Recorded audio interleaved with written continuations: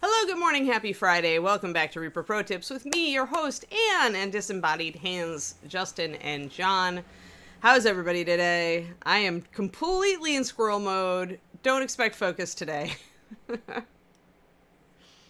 Everything is upended because of the holiday weekend. David had to go to the store on Monday, and I'm going on Friday, which is totally different. My world is in a shambles. You know how when that thing, like, throws off your routine and you're like, what? What? Yeah. Good morning. Hey, Hellspawn. Doo-doo-doo. Everybody's like, dude, it's Friday. Yeah. Yeah, it's Friday for sure. We are very ready for Friday. Because although I had a trip last weekend, it's like the trip you get home from and then you feel like you need another little, like, few days to just veg at home. That's the problem with trips. But yes, good morning.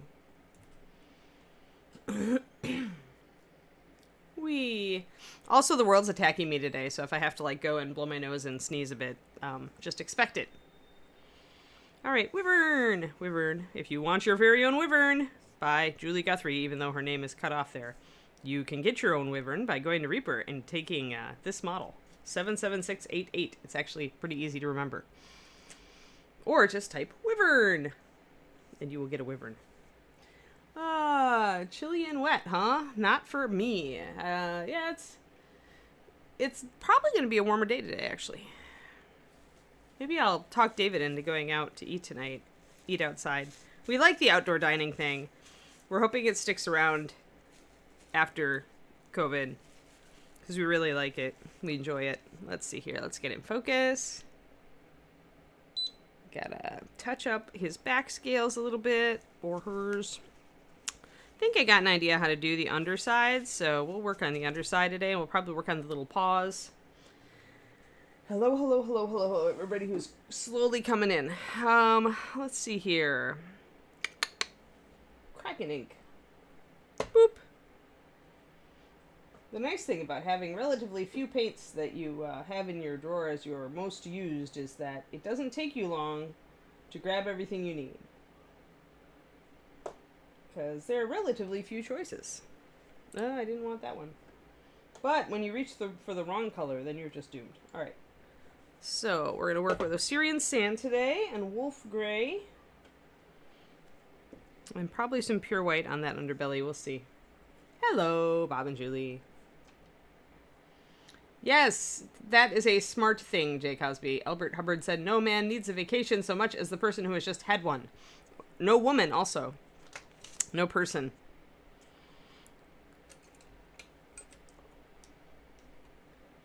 I dare say everyone. But yes, it was a nice vacation, don't get me wrong. And we ate way too much tasty food. And we hiked a lot to offset the tasty food. Oh, it was nice, Twisted Oma. I put up a couple of pictures on my my Discord if you're over on my Patreon. If you're not, we went here. I have a couple of pictures. We were here. There it was, close up at the waterfall. There we went. Yep. Let's see here. Oh yeah, coastline. If you ever get the chance to drive down the California coast, oh, and that's one of my favorites. So yeah, we did a lot of hiking in the Big Sur. So, and we went around Monterey and Carmel and all that. So one of our favorite areas in California. But if you ever have the chance to drive down the coast, you should.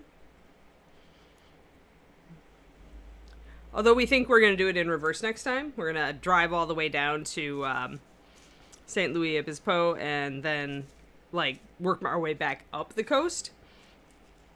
Because trying to do that long drive on the last day was what tanked us. Because it turned into a very long drive indeed, because there was construction and then there was traffic. So we're going to tackle it a different way next time we go. Because we definitely did not get enough time down south to do all the things we wanted to do either, so. Yeah, David and I both appreciate, like, nature and natural beauty, so we both like to hike. Although I'm not up for much more than a few hours of it so far. I work my way up to longer hikes. Let's see. I'm determined. I've said for the last couple weeks that I was gonna work on this underbelly, and then I totally like didn't. So today is the day for the underbelly. It must be. Because once I have done the underbelly and mapped out the little paws and all that, then we can actually glue Wyvern on her base.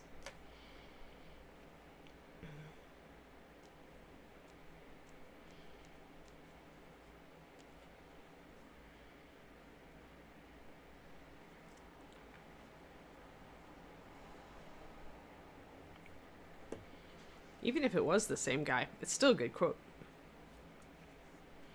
I'm going to actually mix my wolf gray directly with my Wyvern, or my Kraken ink. My Wyvern ink. Wyverns do not have ink, Anne. Like I said, you guys, you've got Random Brain today. Random Brain really wants to be, like, working on other things and is, like, I have no focus today.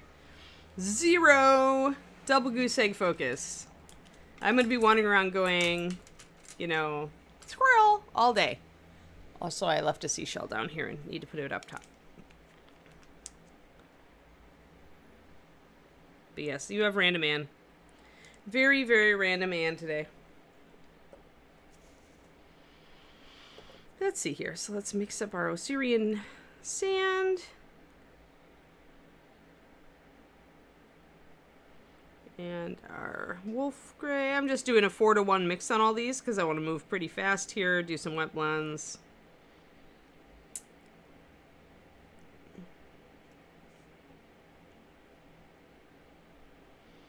Wolf gray and Kraken ink makes a very pretty purple, for the record.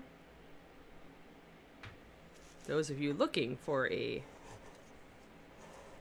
pretty purple should mix wolf gray with Kraken ink. I think it's about a 2-to-1 with the emphasis on the wolf gray. Alright, so what I'm going to use that color for is just some shading on this wolf gray underbelly to see if I can make it all kind of come together. I think I need some pure Kraken ink as well.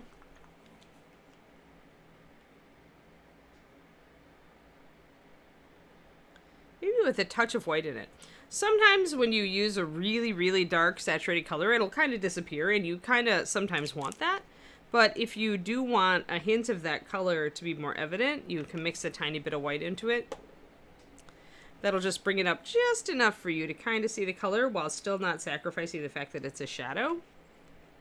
So I'm just going to use like almost like I dipped my brush tip into the white and just mix that little bit of white into it. It's not going to shift the color a lot. It's just going to make it a little bit more purpley, a little less blackish. So that maybe I can transition successfully from areas around here down into the belly and it'll make sense. This Wyvern is not scorched. She's toasty. Did you get sunburned, Shadow Raven?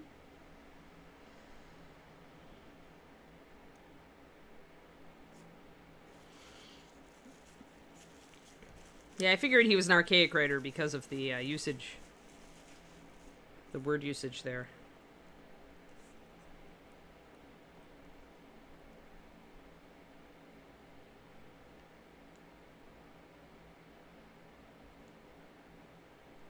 Now I'm going to repaint my wolf gray in here so that I can try out some blending. I tried to do some red going into the gray up here, but I wasn't a big fan of it. So it occurred to me that maybe I could go with purple instead. And since I'm using purple to shade the red also, it might work well.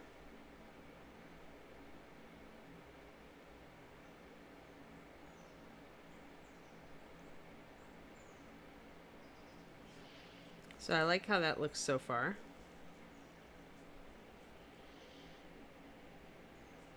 Because sometimes, like, red and gray is just going to give you kind of a pink, and sometimes you'd want that, but I wanted this to be a more cooler underbelly, so I decided that the pink was a little too warm for me. And that the a lighter version of the Kraken ink might serve me better, which is what I'm playing with right now, doing kind of quick wet blends. We are exploring the usage of purple for shading. And we don't want something really strong for our shadows, but we do want there to be shadows. So pretty much two colors that you probably wouldn't normally think to mix: Wolf Gray, which is a warmer gray, and a little bit of Kraken ink, which is definitely a purple, dark purple, brought up with a little bit of Wolf Gray.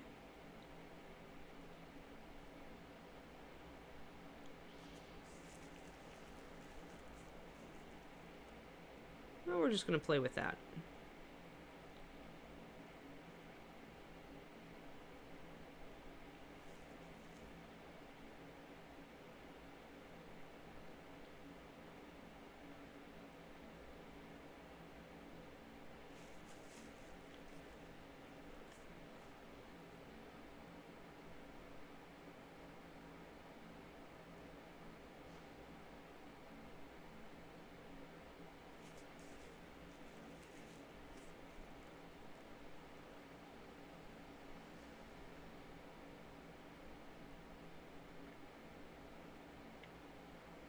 There we go.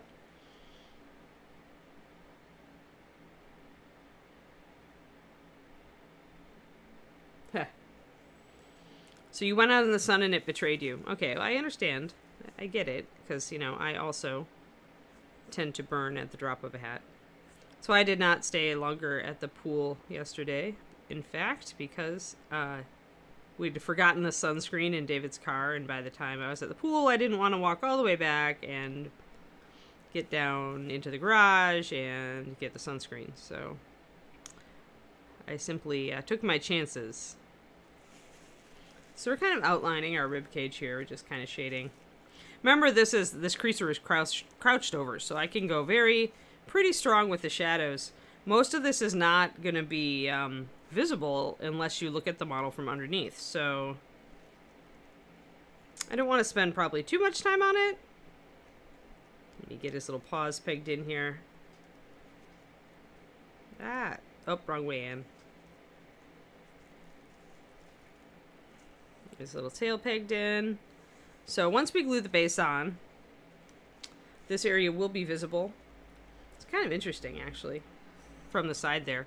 So what I probably want to do is add in, actually, a little bit of our red, too. Let me grab that. Yeah, you're just going to have to work a little harder to get underneath some of those areas. I mean, it actually is all pretty accessible, Valendar, so it's not like it's terribly inaccessible.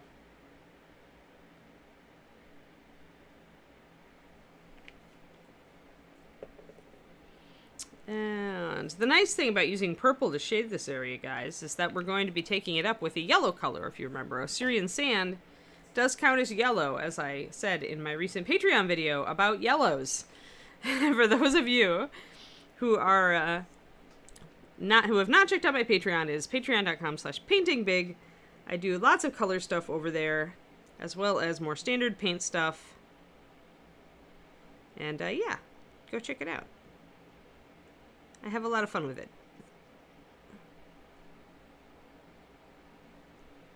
Alrighty, so I'm gonna kind of thank you for the link there. Quindy just linked it in chat.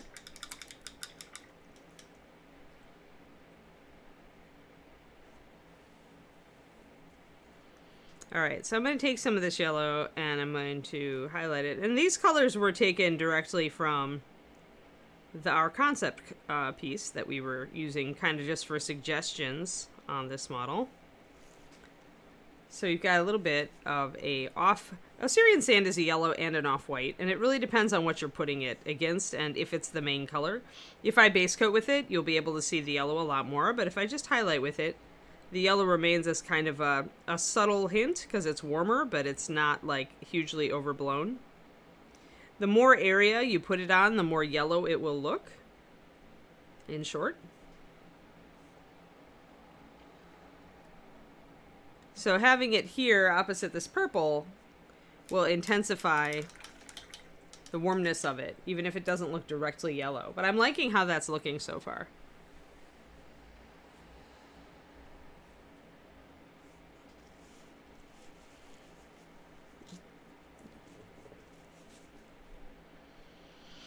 Yeah, the only thing that not having the base attached, pre-attached does for me is pretty much lets me hold on to the tail to balance it as I'm painting it, instead of holding onto the base. Totally not necessary. And if I had painted the tail, this would be a bad idea. So, you know. So I'm going to paint this highlight right over this, the chest area. Going to kind of look at my... The underbelly's pale, but we're not going to take it. This is the highest highlight we'll go with it. We don't want to take it up to white because it's in shadow. And in fact, I probably will glaze wolf gray over all of this once I have it blocked in to kind of tie it together and give everything that gray cast. But I'm liking how this looks so far, so we'll get there when we get there.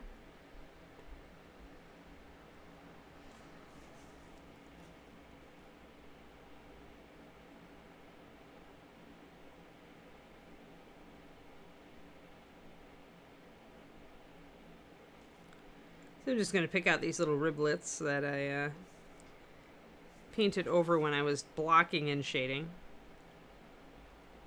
And this just comes back to the point that you just don't need to be perfect when you're blocking in shadows. Like if you're doing a base coat and blocking in a shadow, just do it quick. It's not like you can't paint over it and bring it back. If you accidentally obfuscate something with shading, it's the easiest thing in the world to bring in a highlight, because your highlights are usually opaque paint because they've got a lot of white in them. So, and if they don't have white in them, you can put a little bit of white in them to make them cover better.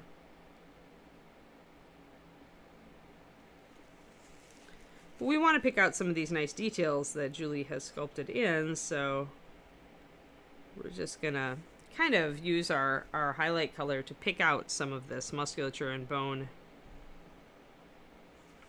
Whatever you can see easily. Whatever looks like it might be appropriate to pick out.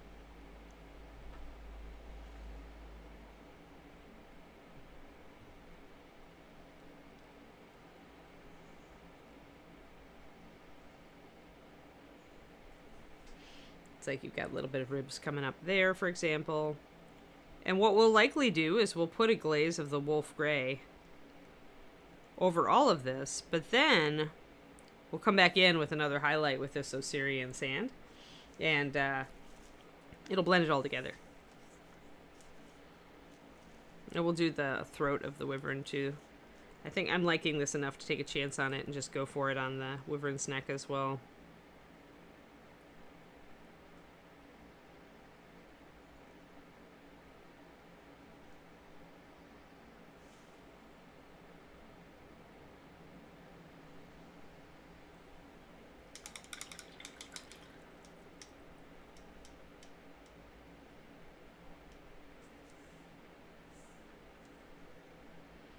I'm going to thin down my purple and yellow a little bit more.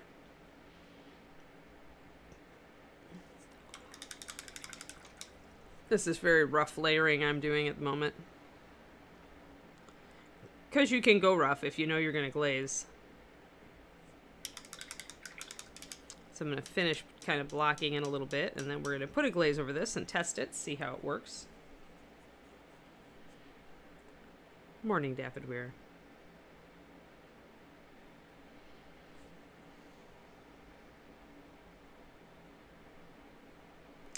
I think I need to go shopping on Reaper again for more new models that I feel like painting. I know, I still have some from my last order that I have to work into rotation. And you never know which ones you're going to like and get excited about until you start on them. Like, you might think that you're going to get excited about one, and then it gives you lip, and then you're like, eh.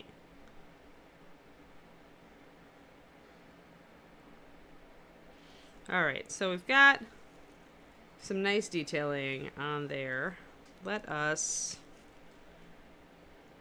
Just kind of hit these little riblets over here. Riblets, those are just the short ribs.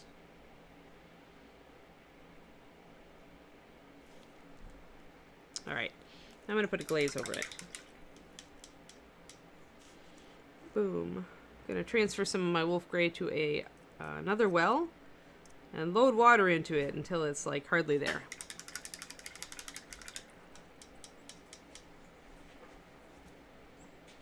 And maybe one more drop. There.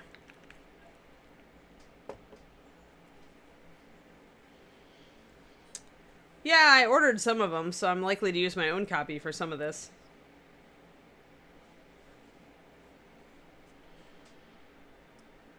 Like Mandupar Pass, I'll probably paint on stream. We'll do, or I'll do it for Patreon, one or the other, or both.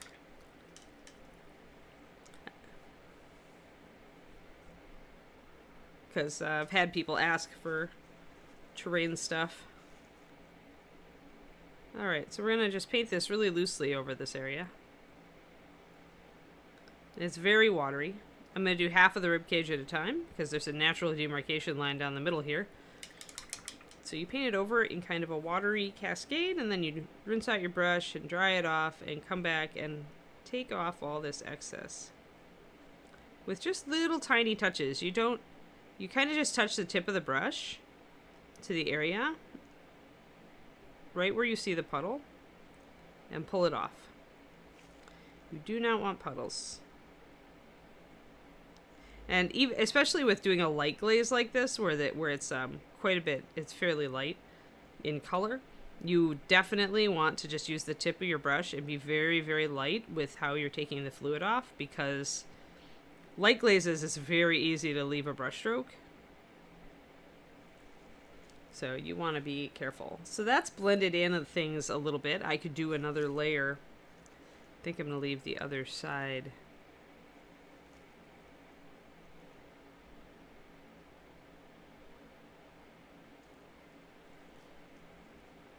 I'm just trying to fade this purple and this Osirian sand color together in Aura. So I'm just using Wolf Gray Wash, which is my base color here. Wolf Gray Glaze, sorry. To just kind of fade out, because I did a very, very blocky paint job here. So... Oh, Silver, this is how I keep models from rubbing off when they're bigger. So before I did my bubble wrap, I rubbed off some of his back scales. I haven't like highlighted them or anything, so it's not a big deal, but it's still annoying. So today I decided to paint on the bubble wrap. I usually will I will hold the bubble wrap while I'm painting.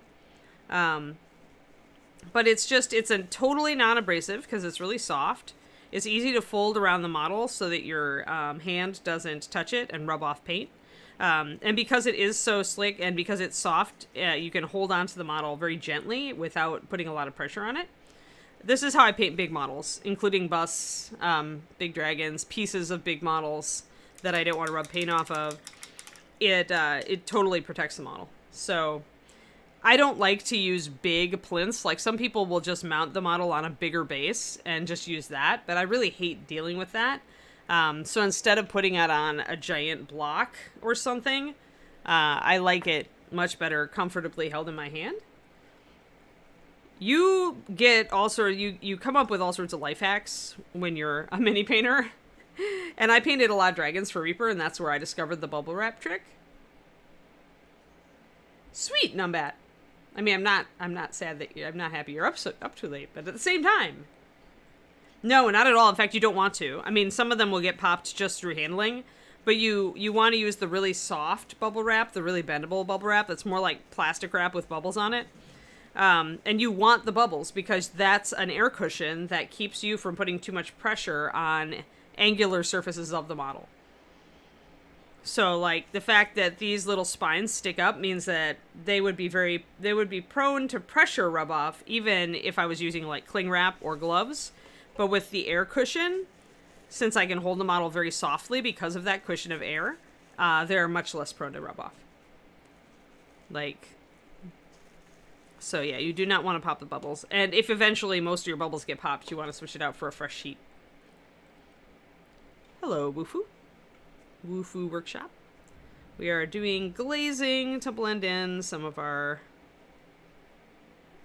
blocked in highlight and shadow on our Wyvern. So I'm just applying a glaze of this gray color over the top of my purple, just to see. I'm mostly playing around because I came up with this purple shadows idea today because I wasn't happy with the way things were going earlier. So now I'm just using the tip of my brush to kind of pull off excess glaze. There are a couple different ways to do glazes, and this one is kind of the second. The first time I put on the glaze, you guys noticed there were tons of pooling. There's tons of pooling. And the second time I put it on, I actually put it over in a much thinner coat, like with less puddling in the first place, so there's less I have to take off. The downside of using a lot less paint is that it will start to dry a lot faster, so you have a lot less time to take off any pools that you do see, and if you miss a spot, it's more likely to turn into an artifact that you then have to cover up. Sweet! I made those! Woofoo! I am the person who designed the Reaper paint line. I now work remotely, and my apprentice Sadie carries on my work at Reaper in Texas, because I moved for love. I had to move out to join my guy out here. But yeah, I created Master Series, so I'm glad you like it. That like fuels my my inner happiness. Like, I think it's the best thing that I've contributed to the mini painting community in my 30 plus years of being a member of it. So yeah, if you have any questions on the paint at all, I am your girl. I know why it works and how. So in a lot of my stream, I do this every morning here on Reaper, but a lot of the stream is kind of explaining how best to work with the paint, so cool. Yeah, if you like thinner paint applications, like if you like layering and glazing and washes and all that, MSP is for you. I designed them kind of to suit my own style, and that was different than a lot of the kind of thicker and goopier paints that a lot of mini companies were going for. They seem to think that coverage is everything, and coverage can be a benefit, but it could also be a detriment. So Master Series is more variable on that front, but it also just stays in solution really nice when thinned, which a lot of other paint lines don't. So yeah, and they are very smooth, and I still think that it's the best, what am I saying? Mattness, like finish, the best finish. Because they're not too matte and they're not shiny. So I'm going to just go back in with my Assyrian sand, pop up a little bit more of a highlight on here.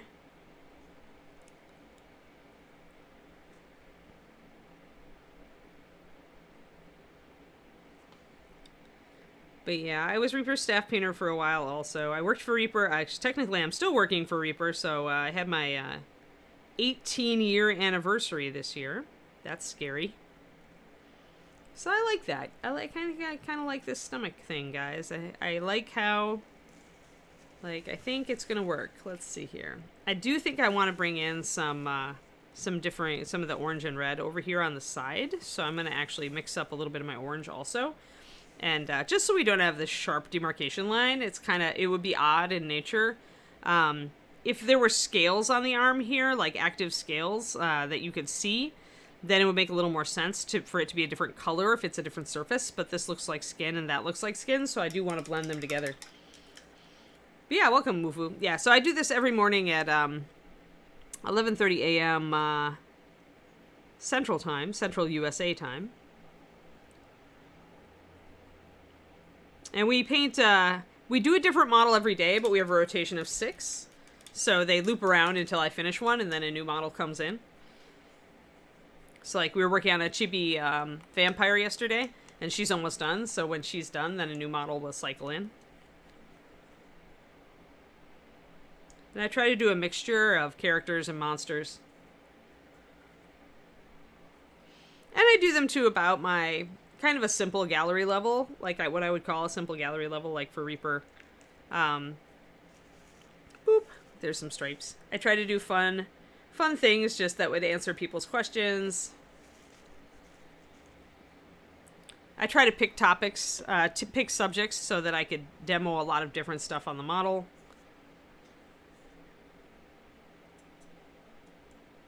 But But yeah, I'm always using MSP. Always and only MSP. On my own stream and my own painting, I sometimes, like very rarely, less than 5% of the time, I'm working with a different company paint. There's a tube paint, an artist tube paint brand that I like, but otherwise, it's all MSP all the time, so. All right, so I've got my orange, I've got my red. Let's try to blend in some of this stuff. And we'll see if I like it better, because up here I just tried to blend the gray and the red, and I wasn't a big fan. So I think I'm going to use a little bit of orange over here and see what I can do. And it might just take a little bit of a glaze, actually. Down here around the wing. Sometimes you just need a little bit of a suggestion of a transition there. Even though they're very different colors. So I'll bring in some orange over this purple.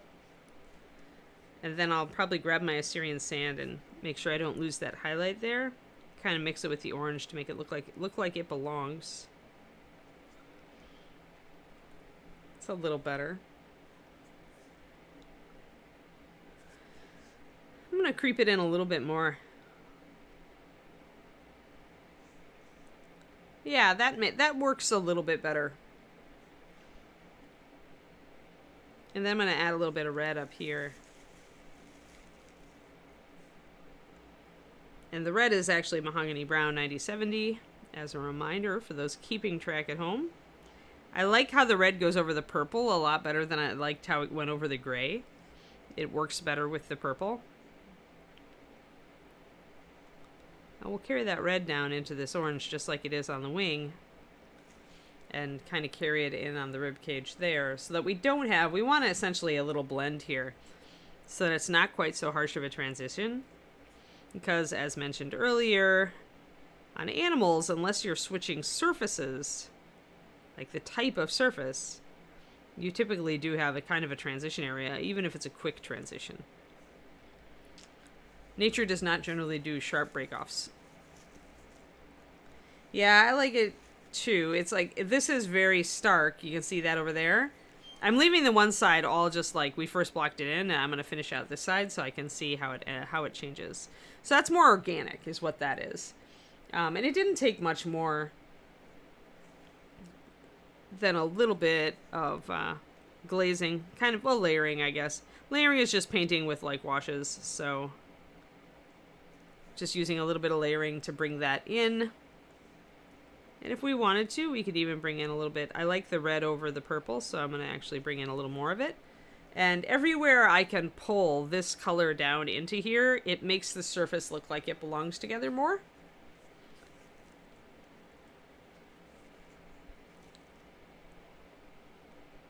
And you usually don't want to go too strong with it, but since the chest is kind of like protuberant over because you've got those flight muscles protruding over the rib cage, you can do that. And actually, I'm going to bring more red in here. I do like it a lot better over the purple than over the initial gray. So we're going to just kind of paint that in there, suggest a darker shadow. And then when we turn the model on its side, we can definitely see. In fact, I think I want, now that I'm doing this, I'm like, I'm going to actually put even more red in, like, right here underneath this line of connective tissue. Wherever I think there should be a slightly darker shadow, I can bring a little bit of that red in. You can see I'm being pretty subtle with it. I don't want it to be too heavy-handed. Not looking for a line here so much as a suggestion of shading. See how that's making these areas kind of pop out a little bit more? So now I'm integrating all of this. Wherever I want a little bit harder shadow, I can bring the suggestion of that in and do it like that. So I like that actually quite a bit.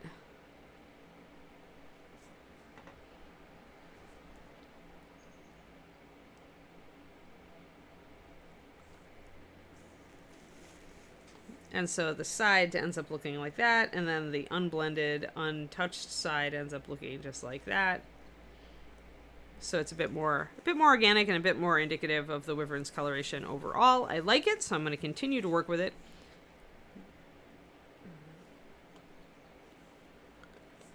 Let's get some water into my wolf gray here so I can work with some blending and stuff up around here. Ironically, we've done... I usually do faces close to first, but we've totally ignored Wyvern's face up to this point. Just because the wings are always like the kind of the part I hate to work on, so I decided to do the wings first. My strategy of working on the stuff that bores me when I'm early into the model, so I don't get totally sick of it. Otherwise, at the end, I just want to throw it and go, I'm done.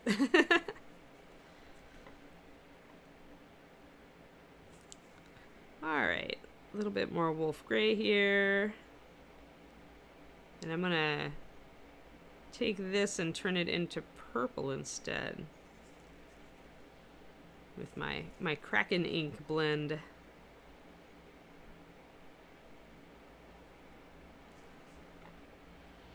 Going a little heavy there on the purple to start with, but then that's kind of the underside of the neck, so...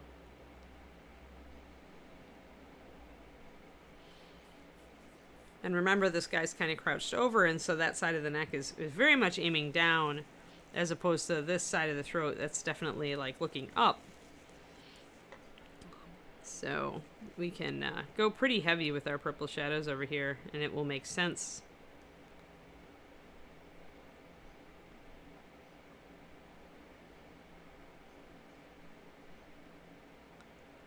One thing I'm kind of thinking of doing is bringing the orange back down here for this like waddling.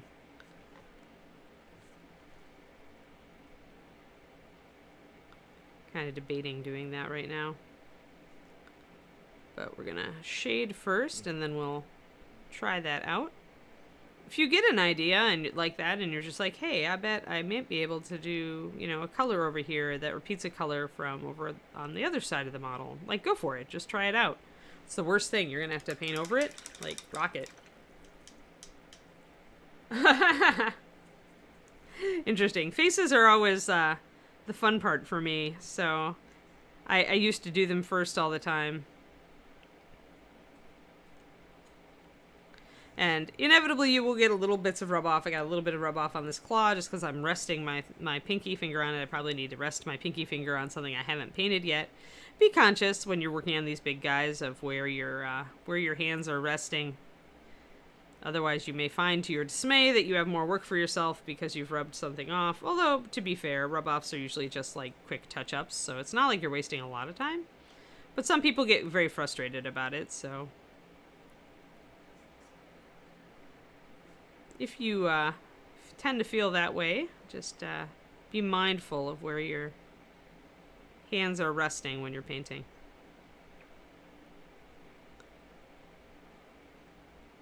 Or if you do find that you need to do that, another thing that I could do with my bubble wrap is I could just bend this. This is why I like the super soft stuff.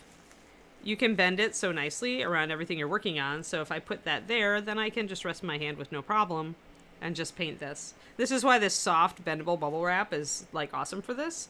You really can protect everything. So now let's get a little bit of our yellow in there. Our Osirian sand color. And I want to bring up the areas that are really bulging out. I do want to bring up this area, and then I'm going to try to bring it a little bit of my red and orange into that, I think.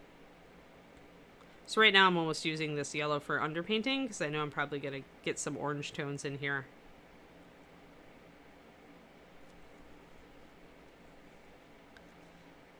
Let's do that.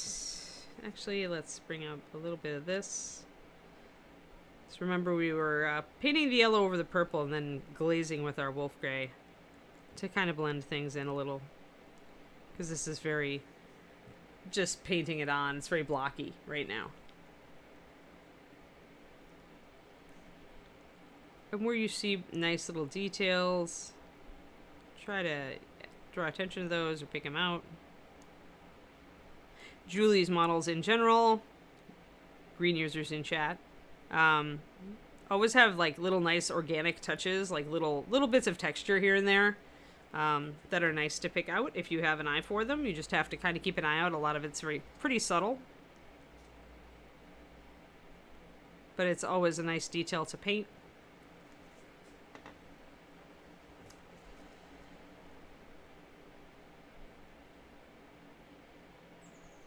Part of why Julie does such great monsters and dragons is that she puts these little touches of wrinkles and stuff like that into this. Places where the skin is kind of pulling because the head is like arcing up, so you get that motion through here. I noticed, Julie. I just want you to know that I notice these things. And if you're like me, you're like, haha, someone noticed it. Because I tend to do a lot of little things on the models that I do.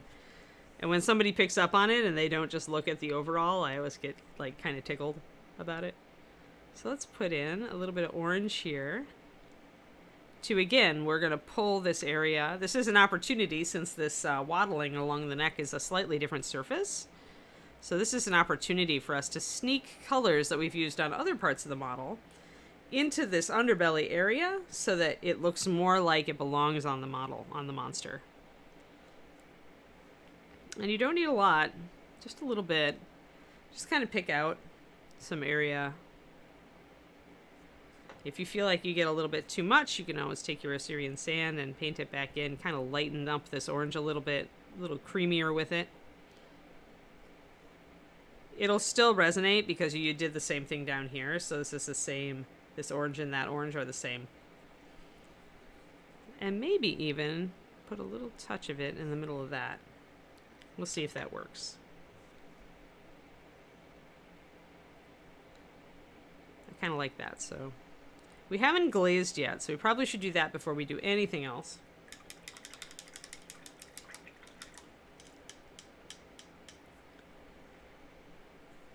Julie, yes, Julie also sculpts the best hair. And part of that, I think, is that that's one place where ZBrush and 3D sculpting really is challenged. Doing realistic hair is very, very difficult in 3D, or at least it looks like it is, because it seems like people have a hard time sculpting good hair with 3D rendering. What it probably is it takes a lot of work to make it work in 3D in the rendering programs, whereas it's maybe a little bit. Maybe it's just you don't have access to like cloning tools or anything when you're just doing it by hand. So, but I don't know. I find that busts and models that are sculpted traditionally instead of 3D do tend to have better hair, just flat out. Yeah, flowy bits. Yep. All right, let's grab our glaze. I want to glaze down some parts of this. Put a bunch of wolf gray over it. And then grab my brush and rinse it out, dry it off, and come back in to kind of pluck off that excess fluid. We just want a very thin layer of the wolf gray to lay over the top.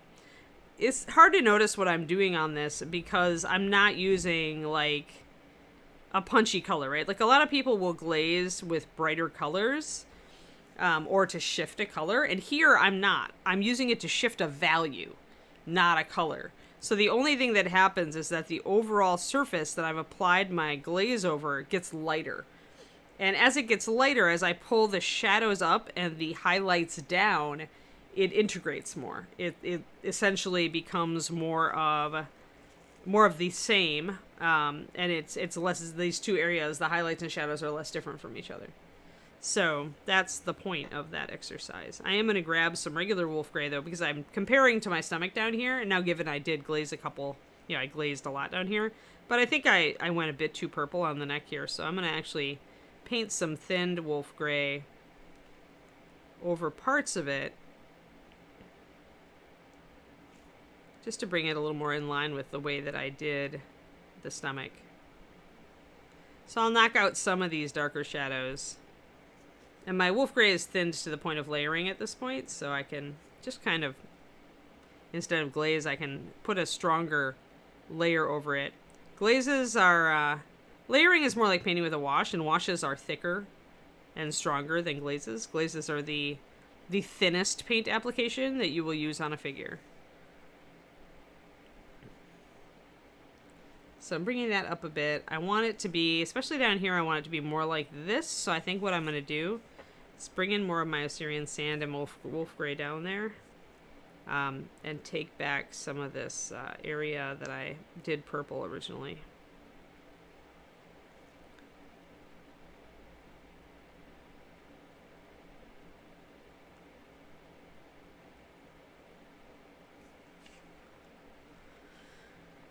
It's a little better, getting there.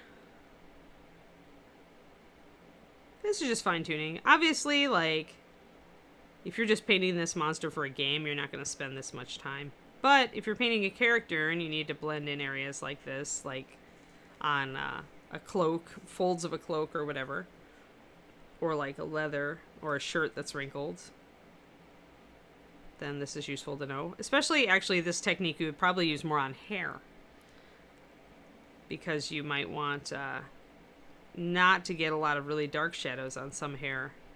And maybe you go overboard and you have to start glazing to bring everything more to a middle.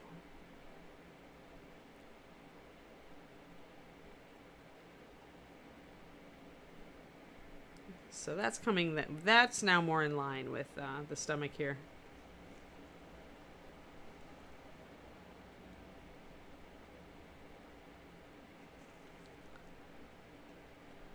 Well, there's also the whole gaming model thing, where sometimes the sculpt on the hair of gaming models is just going to be very simplified just because it's a gaming model. Whereas something like the Templar bust that I work on is definitely a display model. So it's sculpted a lot, with a lot more attention to those little details. Because it's purpose as well, so...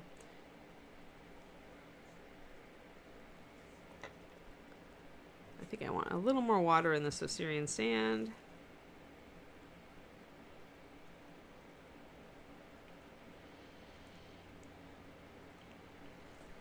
This is where I start working everything much thinner. Yeah, that neck is looking a lot more like the chest now, so I'm happy with it.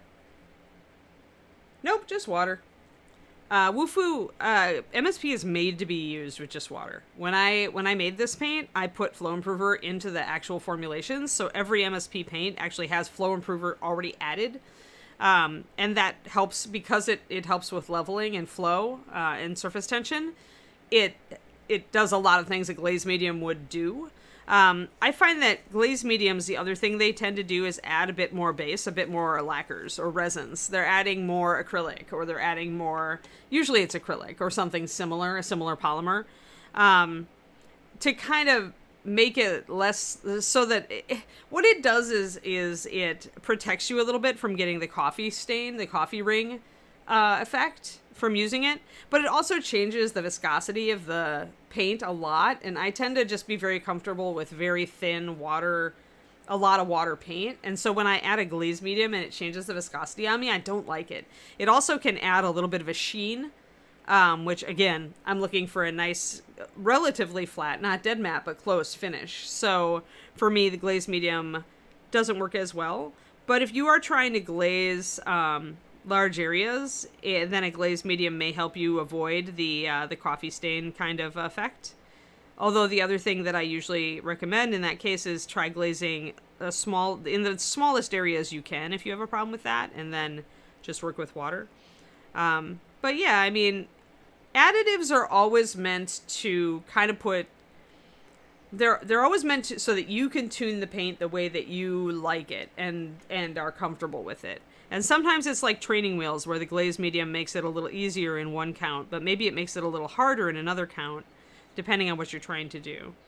So really, when you use an additive, ask yourself not only what is the purpose of this additive and how much do I really need to get the effect I want, but also what is the detriment? What's the downside of this additive? You know, and am I willing to work with that? Yeah, and for me, Liquitex Matte Medium is really close to Master Series brush-on sealers. I just use sealer if I'm going to use it.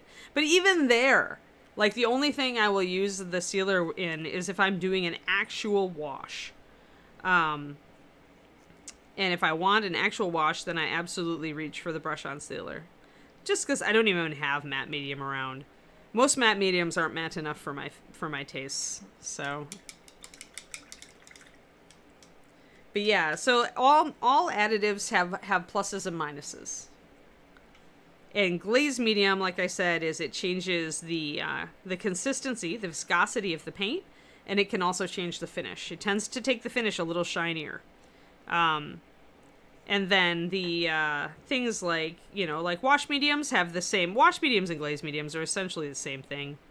They're both trying to give you extra resin, extra body, extra viscosity in your paint so that it will stay where you put it. It'll sink into the cracks and not dry raised up on the raised surfaces. It's essentially the same product. That's why Valandar has, he can use Liquitex matte medium for everything. And that's absolutely true. You don't need a glaze medium and a wash medium and all those thin paint applications. All those mediums are just doing one thing. They're just giving you that extra body, that extra viscosity. They're keeping your paint from breaking down and falling out of solution on the model. They're giving you those extra bonds so that so much water doesn't break your paint. Oh, Ultra Squid, tap water is safe. It's... People overemphasize the whole distilled water thing, but some people just really like it, or some people do have bad water, so... Just experiment. I mean, my parents had well water, and it was very hard water, and they applied water softener salts to it and stuff like that, but I still never had problems. Even with all that crazy, I never had problems using it. And even in Texas, where it actually did have an off taste during the summer because it was, from the lake often, so it was not great to drink, but I never had a problem with painting with it. So...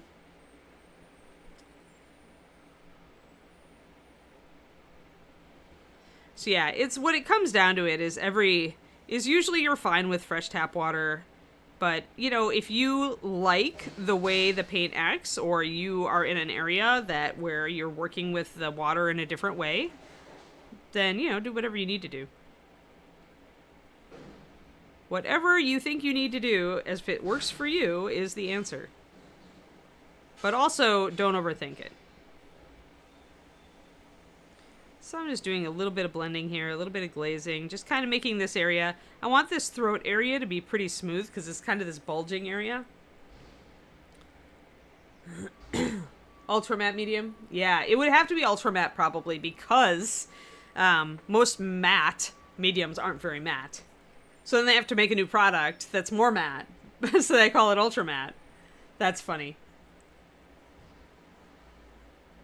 Yeah, that's exactly what it does, Valandar. It's like when you're adding more stuff, more medium to your glazes, it just essentially replaces a little bit of your water, and it can give you a bit more control, but I wouldn't, yeah, it's what you're really doing is you're giving yourself more of a window so that your paint doesn't break. Because there will come a point when you are adding water when the paint will break. And that is when you get the drying in weird places effect that everybody hates. So adding a medium essentially ensures you against that.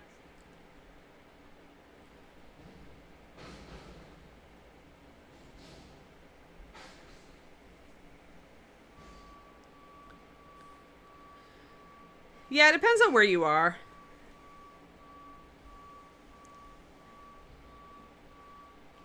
Like, I knew a painter in Manhattan. I usually bring him up when this discussion comes up. And in Manhattan's water, like, in the building they had, it was old metal pipes, really old. And so he definitely used distilled. And if he did mixes, like you're talking about, Valandar, he definitely would use distilled for all of that. He thinned his paint a lot, and when you thin your paint that much, yeah, then your surfactants and other things may act oddly. So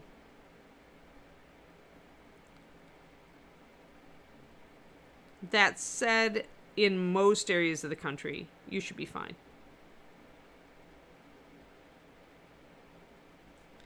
So I'm still going to keep a little bit of orange in here.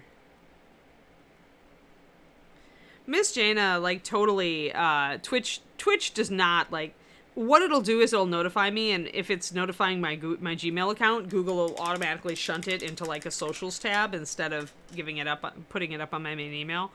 And sometimes in, like, my other emails, so I still have an old Yahoo account, sometimes it'll be just, like, just doesn't show up, goes to spam or whatever. So it's both Twitch not notifying you and sometimes it's email shenanigans. But welcome back. That said. So I'm adding some orange into the neck here so that our Wyvern looks like he belongs with the rest of his coloration. I'm enjoying popping some orange into this these highlights. Yeah. Oh, yeah, for sure, Inara. Yeah, if you know, because then you know there's, like, nitrates or something in there, you know. If things grow in it, that means you've got some stuff. Definitely got some stuff in it. Yep. And I never leave my paint water sit in my paint cup. I'm kind of an anal about that, where I'll paint for an hour, hour and a half, like this show, and then immediately I'll go and rinse out my paint water cup. Oh, that's a bummer. Yeah, that was happening a while ago too, Miss Gina. Maybe I should go check mine. Yeah, when you add the orange, it totally does pick up the yellow and you see it more. So I'll probably add a little bit more oranginess down here, actually, and work with my Osirian sand on it. Because it does bring that color in, and then it looks more like it belongs on the Wyvern. Like this color. That is the downside of, like, doing a real contrasting underbellies, even though it's the reality in nature. And in nature it seems to work, but sometimes when you're painting it, it can be hard to make it look like it belongs. And the answer is usually just to, like, repeat some of your colors. If you can, you use hints of them. Like I just introduced there, and I'll probably introduce some more orange down in here. And then you can make everything look like it belongs on the model. I'm actually really liking the look of this purple and orange thing. I might have to use it on a different model. Yeah, glad to see you back, Miss Jana.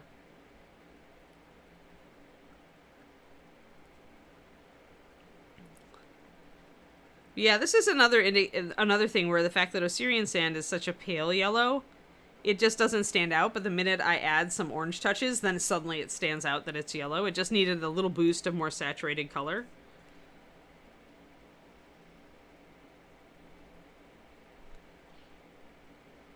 It's fun. Playing with color like this, little subtle touches of color like this, it really is fun.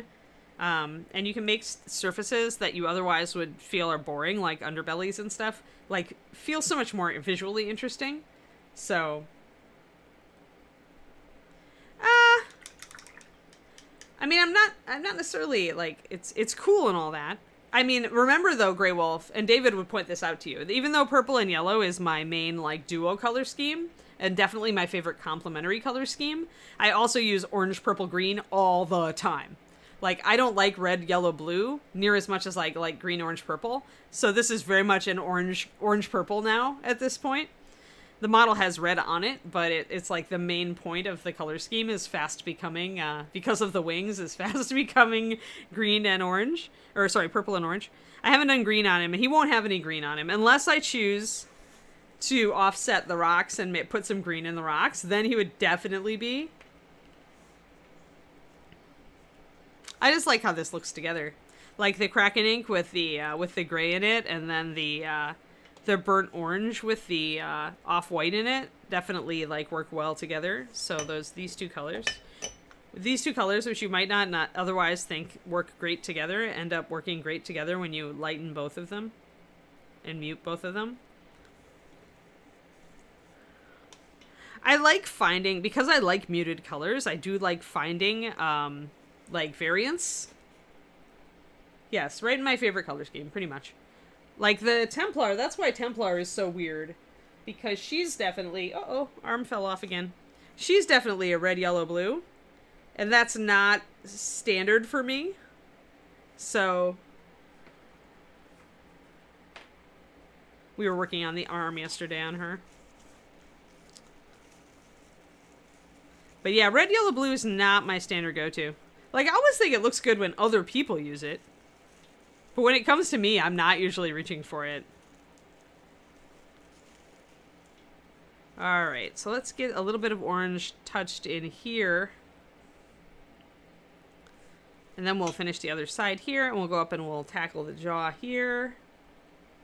Yeah, she's my personal project. She'll be for competition, woo. She's she's more the pinnacle of what I can do. A lot of times on this show, I'm more doing, it's more about, like, the techniques, and it's less about showing, you know, what I can do. I do my own stream on Thursday where I work on, right now I'm working on competition models on there, and that's the main one. Competition models. The thing about competition models is there's a lot less progress is made over the same time period. So I don't paint things on the stream to competition. It would just take so long.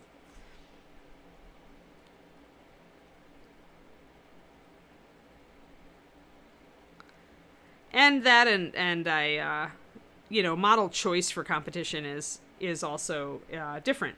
Typically, you're not just like picking a monster you think is cute. You're trying to, you know, you have a strategy when you're painting for competition. You're trying to pick a model that concentrates your strengths, right? I think the best competition model lets you work on your weaknesses, but plays to your strengths. So it lets you challenge yourself, but it also, like, absolutely it gives you opportunities to show what you can do in your favorite area. Yeah, I hadn't done Sky Earth NMM on anything large before. I'd done it once before on a shield before I started that Templar bust. So that's where I'm pushing myself. The NMM is the most difficult I've ever done. And then the face I also pushed myself on because I wanted to do a face that was very realistic, as kind of a departure from a previous style that I'd been using. So it was a double challenge. But then once I'm done with all that difficult stuff, I get to do the freehand on the cloth, which is my comfort zone and also where my strength is. So, although I guess faces are kind of a strength too. I like to think I'm good at faces, but there was definitely room for me to get better at them. So that model, any competition model, any model that you're trying to paint to go up against some of the best people in the world, for me, that's competition is where I'm aiming to take on my friends who are, you know, Crystal Brush winners and stuff like that. Anything like that it has to be a labor of love. You have to choose a model that you're excited about because you're going to be spending 100 hours on it, you know, or at the very least, if it's a smaller model, 50. So you have to love it. And you also need to get, like, in the mindset that challenging yourself is not onerous. It's not a bad thing. Like, that you're like, oh no, I don't know how to do this, right? You got to get into the, yay, I don't know how to do this. I'm excited to try, right? It's a different mindset than just painting the way you know how to paint. And I certainly do paint a lot of things just the way I know how to paint. But every once in a while, I like to push it. And the Templar is definitely pushing it. I really like that orange and purple. That's looking really good. The competition, finish them. That's the thing. Hey, she's progressing, Bryce. We worked on the arm. I'm not happy on the arm, and I figured out a little bit of why I wasn't happy on the arm. But she is getting... Hold on. I just got my light sourcing screwed up on the one panel, and I was really annoyed at it. But she is actually starting to come together more. So the NMM, it's getting there, guys. It's getting there. Yeah, it's just a little bit off on that one part of the arm. When you've got a forearm that's held up at an angle, and then if it was just a cylinder, it'd be easy. But it's not. It's got angled armor on it. And then that throws you completely. You have to stop and think about it. Think about how you do it. That's good, Woofu. I mean, then you'll always get better. If you can enjoy challenging yourself and trying new things, then you'll get to be a great painter. Then at that point, it's just like relax, sit back, have fun, and paint a lot. Really? Really, Bryce? I'm glad you like it. Thank you so much. 'Cause you're like, you know, up there. You're super, like, you know, fantastic painter, so. Okay, so Bryce, here's something to, like, you know, make you go, oh, maybe. Because if you're still working on your big Golden Demon entry, because, you know, they announced that it was back on for next year.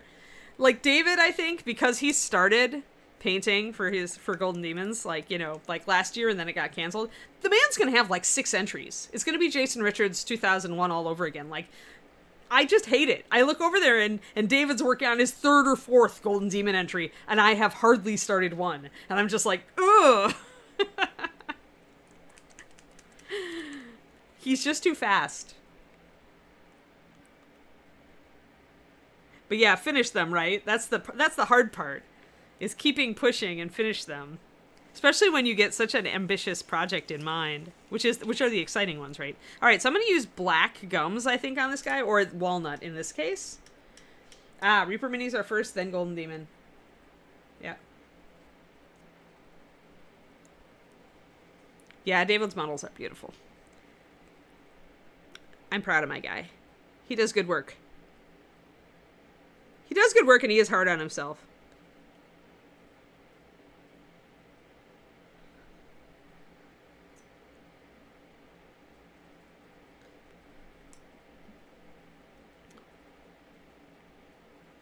And to be fair, he has more time to paint for pleasure, for competition than I do, because I'm doing the Patreon and all that, and this show and all the rest. But yeah, Reaper, that Templar will go in at ReaperCon. All right. So now I need to find a comfortable way to hold Wyvern to work on the mouth, and I think it's going to be here. So this is, I can hold him on the back without worrying about rubbing stuff off. Again, because it's a thin bubble wrap, it's easy to hold him and easy to scrunch it. It's not fighting me at all because it's so flexible. So this is just like a great model to demo like how I usually use bubble wrap, because dragons was the thing that made me realize bubble wrap was a good thing. So he kind of did, though. He went toward that cream. The cream is what I wanted. I told him he needed to use an off-white. But that's like an answer. Like, I always go, when I'm in a color corner, I go neutrals. Always, always, always. And I know I'm predictable that way. So I told him if he wanted to use the salmon color, he could. I just didn't think it was, like, for me, I was like, no, cream. Totally cream. And it could have been me totally being biased toward the old, you know, high elf color scheme. So let's do this. I think I want at least a black line and maybe black gums on the model. Black pigmentation around the lips is not uncommon in animals.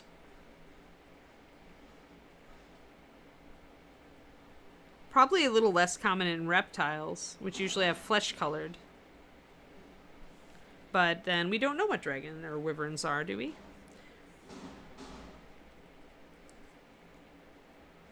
Yep. Yeah, and that's similar to what David's got going on. Like, the new high elves are similar. He's got more of a deeper cyan blue, which is very nice. David just really likes, like, teal and orange and teal and red. And so he was originally, like, seeking to try to go that way with it. And it's just one of those things where you just work on the color scheme until you settle on something that works. And you often go in on a color scheme. I mean, this happens to everybody, is if you go for a color scheme and you just end up really not liking it, just go away. Just paint in a different color.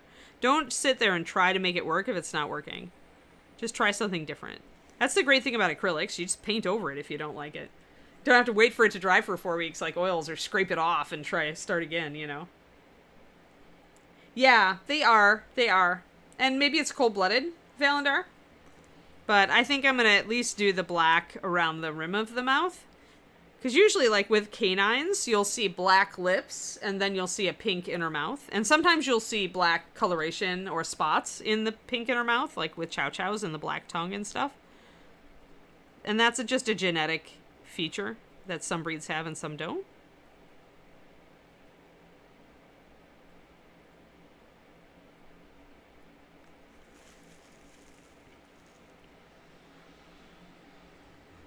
Yeah, reptiles are usually really pale, but I haven't decided what color the mouth of this wyvern needs to be yet.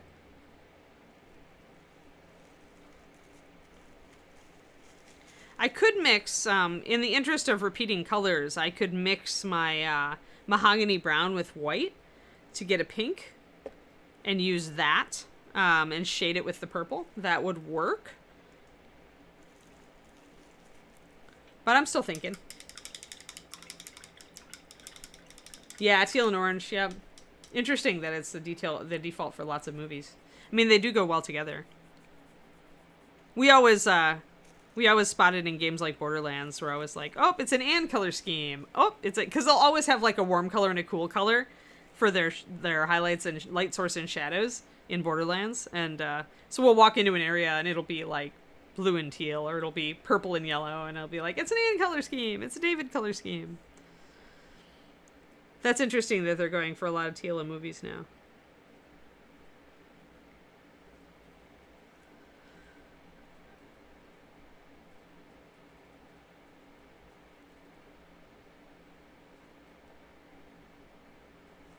There we got just a little bit of shadow, so even that line around the mouth makes that area stand out. I haven't decided yet, Pendrake. I may mix a neutral. I may probably start with the wolf gray, maybe shade it down with some walnut or something, and probably the same color. They need to go light for sure because they're, you know, up against dark colors. So for contrast's sake, I need to go light with that.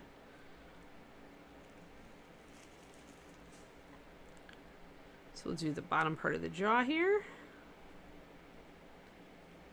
I totally forgot to stretch today, but I'm actually I did extra stretches this morning, so I'm gonna just skip it. Or maybe I'll do just a quick stretch. Let's just stand up and do a really quick stretch. How about that? We'll leave our little wyvern down here, all wrapped in bubble wrap nicely. There, tuck that behind his little paw. But yeah, when you've surrounded the horns with dark, you really do need to go lighter with them, or somehow contrast with them. So, oh, always. I'm one of those people. Pendrake, the only time I don't make the teeth and the claws the same color is if I'm thinking of, like, here I was going to go dark with the claws, and I still may. In that case, I'm going to go just dark with nails, but lighter with other stuff. And that happens with canines as well, where dogs often have black nails or black feet claws, but then, like, their teeth obviously aren't, you know. So you can see that different kind of horn or growth having a different color. So, all right, do a quick stretch. We're just going to do a quick stretch, no floor exercises, quick hydrate. Oh, we're painting the underbelly of the wyvern finally, Dogfather. And I've talked a lot about stuff already, but, you know, right now we're just kind of, like, chilling. Oh. Yeah, interesting. Lips were pink, so you thought she might stay white. Yeah, and with dogs, that's often, like, it's an interesting indicator. When puppies are born white and have, like, pink pads, they're usually, like, they're actually going to have, like, the snow nose, like, the nose and eye rims won't be pure black if their pads are pink as puppies.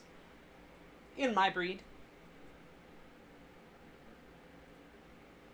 But if they have black pads, then the eye rims and nose will be black like a Samoyed's. Yeah. Yep, and dogs too, Inara. I think most Shiloh Shepherds have black, but a few have paler claws. Genetic again. Interesting. Well, with dogs, you actually like the white claws because it's easier to trim them. You can usually see where the vein is and trim them without hurting the dog. It's really hard when, like, Kiri had really long black claws and really strong and thick. And they were super, like, just a pain to trim. Yeah, both. Hydrate. Stretch and hydrate, everybody.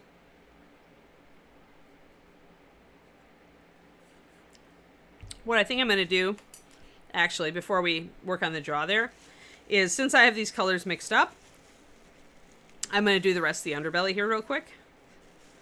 Once again, bubble wrap so I can hold my model nicely while I get the rest of this. Because I did want to get some stuff just kind of blocked in. So I think I'm just going to paint it all purple. And then we can work on it. Yeah. Yeah, it was just like when we used to would try to when they would trim Kiri's claws, it would be like you could tell that our old vet was just pretty much like, why can't you do this yourself? You know, that kind of thing. So eventually we just did it, but it was you could only take like the little tip of them. It was just difficult. So we're gonna kind of do a little bit of wet blending here. Want to get our shadows in. And this is definitely a dark part of the model. Like, this is right when you put the model on the base. There is definitely like a dark shadow right here. This will come out a little, but then there's dark right there before the tail. So probably mix in a little bit of walnut down here and get it even darker. So I'm just mixing a little bit of walnut with the purple gray, which is going to give us a darker shadow.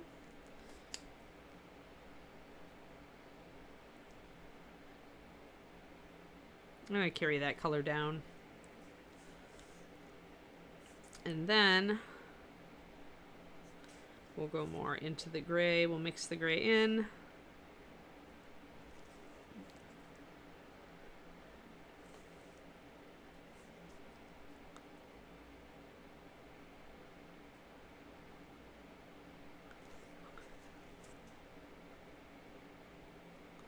And then we're going to miss, like, the gray kind of fades out here, and you go to scales. So, there you go. Purple to gray. And kind of fade that out. Down here where the tail is very perpendicular to the ground. You can mix in a little bit more walnut to get it more of a gray, less of a purple. That's a lot. So not as much room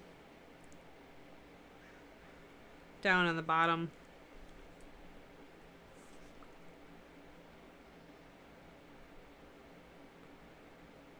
To play around with these different colors. And I'm going to just dry fit it. Ah, come on, pause. Fit. Ah, oh, wrong way again. I always try to attach it that wrong way. There we go. Okay, so yeah, that tail's in shadow pretty heavily, so painting it with that walnut mixture is probably good. We still get some light on the side, so we'll paint a little bit of highlights like right through here. But in general, that's pretty good. I could technically glue it on now. I think I can hit everything. There comes a point, definitely, when I'm painting a model where I'm just like, all right, it's time to glue it together because I'm sick of not painting it together.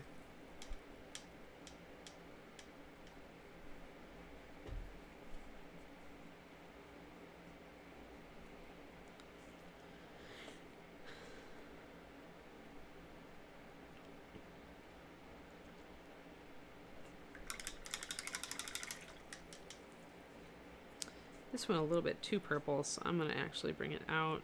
A little bit of wolf gray.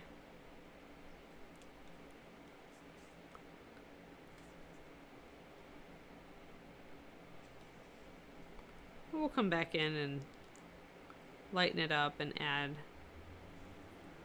more bits. And then the red, I don't have a full strength. The legs are going to be actually the red again. So I do need to blend that in, and I'm going to grab some and just kind of block the legs in, I think.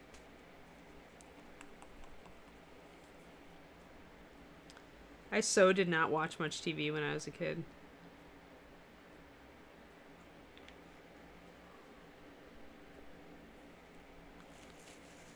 Like, I was a weirdo. Like, I watched TV when I was a little kid, but then I got into reading, and then it was like, I was just always much rather be in a book than watching the television set.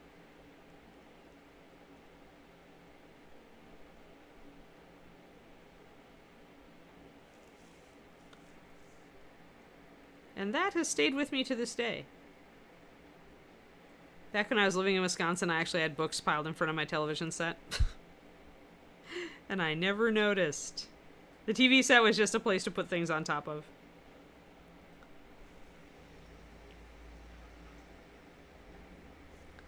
So these colors look like they clash, but as we know, we can get them to work together like we did up here. So we're just gonna go for it because we know we can make this work together.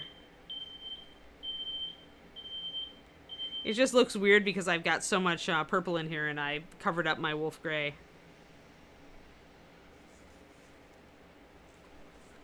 But at least I want to block in some of this. And I believe all of the, like the haunches, the back of the haunches are gray, but the rest of the leg is, and the paw is red like up here, except it goes down to Kraken ink, dark, at the very end.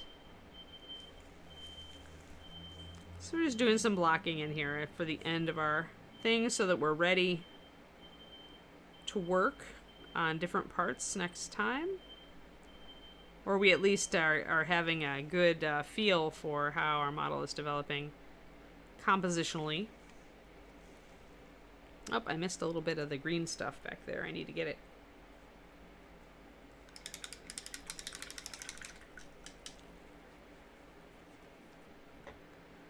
Today is a good day. I hope you all have great plans for your Friday and your weekend, and great plans can include just vegging.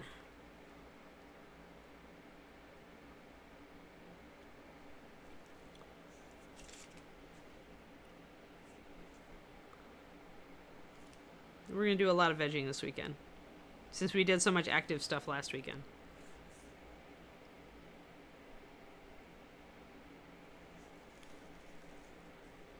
Okay, so yeah, just blocking in. Again, blocking in my red down here. There are some scales that come up off the back, down on the back of the leg here.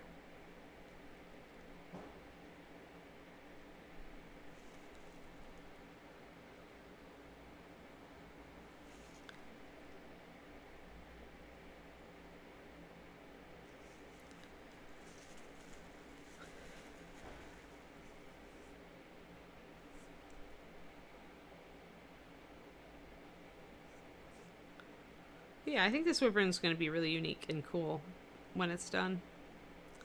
I like the color scheme that we are doing.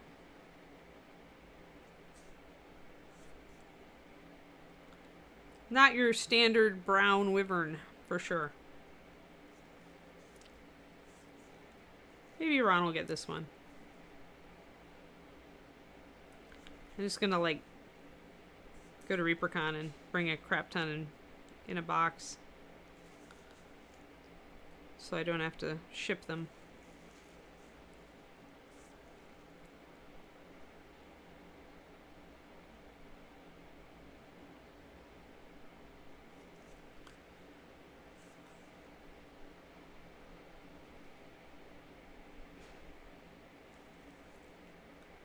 There we go. Just kind of we're blocking in, just blocking in. Since we didn't block in the lower part of the Wyvern before, now's our time to get some of this stuff set in.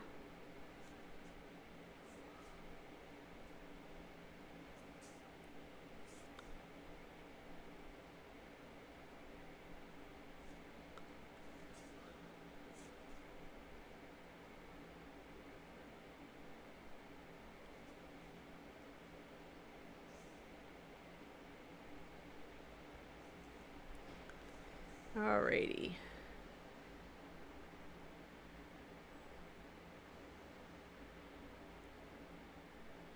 Morning, basement.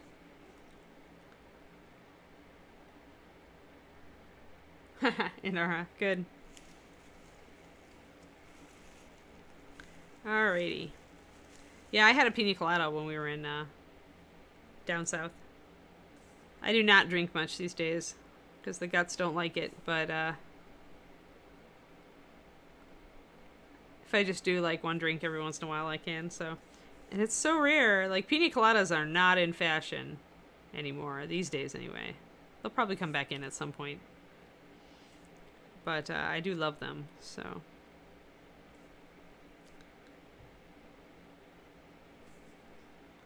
oh, got a piece of lint. Oh, let's just go ahead and block in some of this stuff too. Actually, I should switch to a bigger brush. NTFC meeting, what, around ReaperCon, or are you down? I don't know where you are, Pendrake.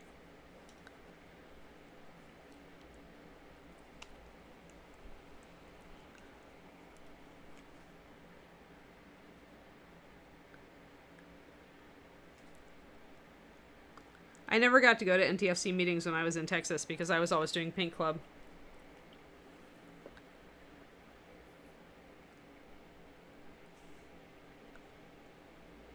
Alrighty. I switched to my mixing brush because it's like got no tips, so it's actually fatter and can cover the surface a lot faster.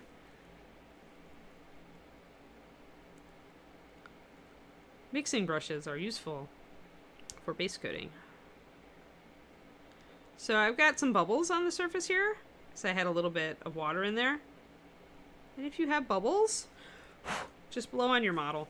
They'll all disappear. Just a gentle blow. You don't have, just a, that's all you need. Get the model up closer to your face and blow on it. It will pop all the bubbles as long as you do it soon after you've laid down the paint. Like there are some bubbles. No bubbles. Easy.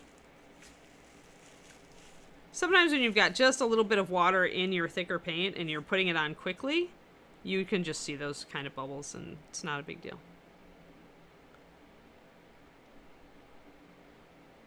And I may change the color of the sting, but right now I'm just going to do the whole thing in the red.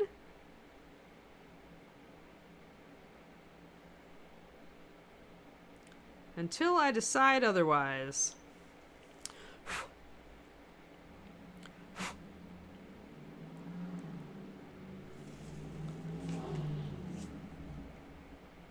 Hey, Hagar.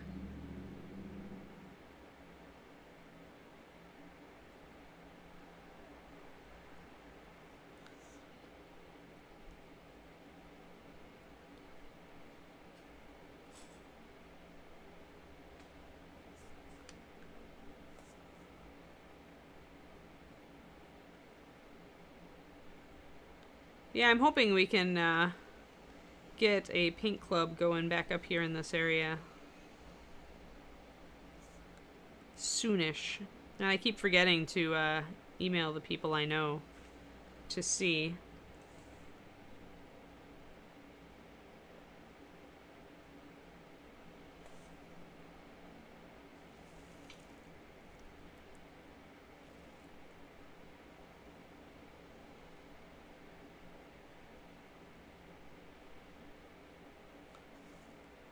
But I should really do that this weekend. Now that we're getting closer to our state opening date.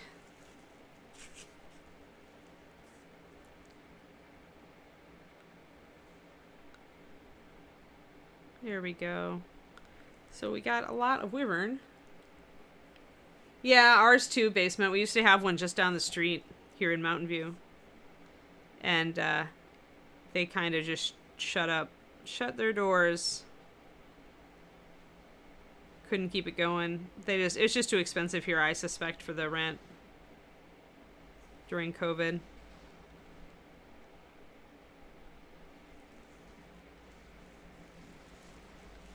So yeah, we'll have to find a different place to meet if we get a paint club going up, but there are a couple game stores that made it through, so we probably just won't have one quite as convenient to us, but that's not a big deal.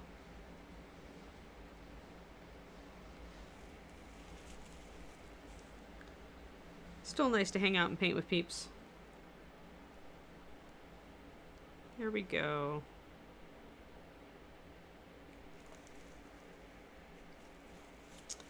Better. Yay! Paint. Alright. Oh, missed a spot. But yeah, I'll probably switch up a lot of colors on the tail here when we get there, but right now, we just want to get a base coat on. So what we did, that actually looks pretty cool. MSP color chart. We used to have PDFs online on our forums that were a lot of the old colors we used to do, like pamphlets, and we would put them up as a PDF online.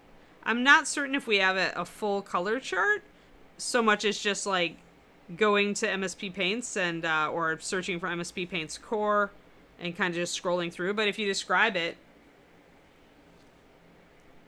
like what's the paint color, Woofu?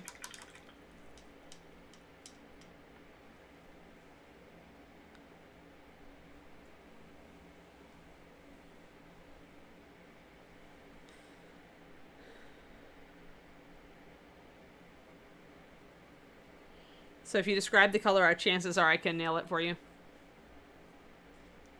If it's an imprint color and not a brand new one. I have a pretty photographic memory for the item numbers of various paints. And the names.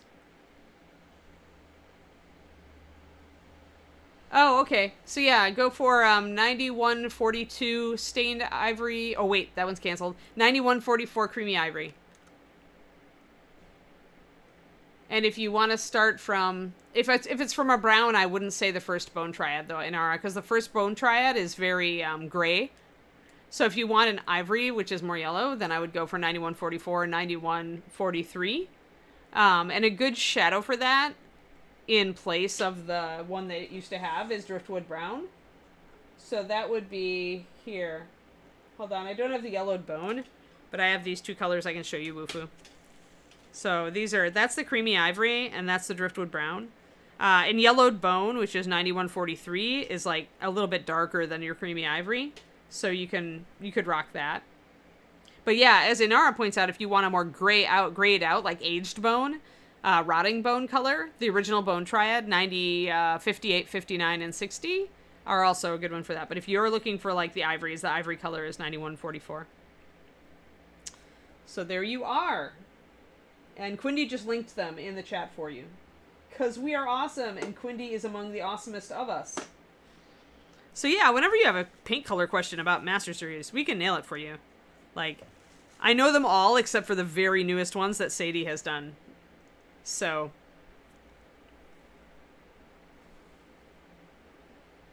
And then if you wanted to go yellower, you could pick up Pathfinder or Syrian Sand, which is what I've been using on Wyvern today, which is also a very yellow color. Sure.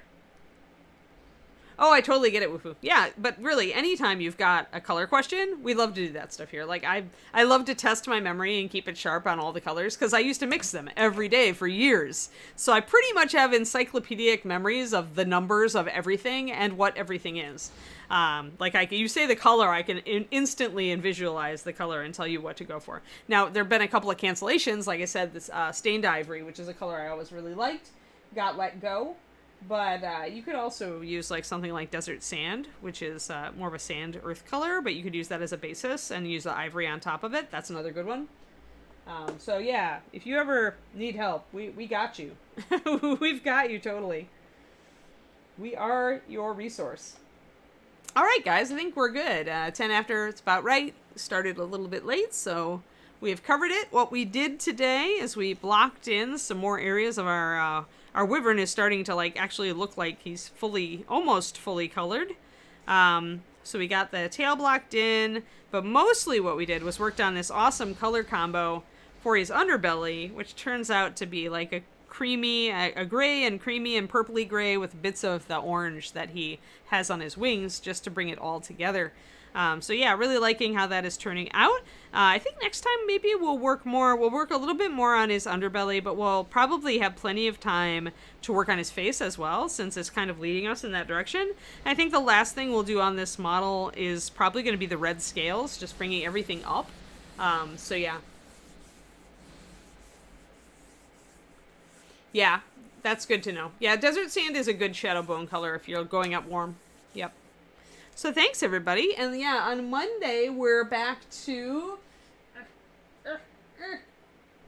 ta-da! My current favorite model that we're working on Monday, we are back to Half Orc. So we are moving right along on Ms. Half Orc. And so we'll be working on her on Monday.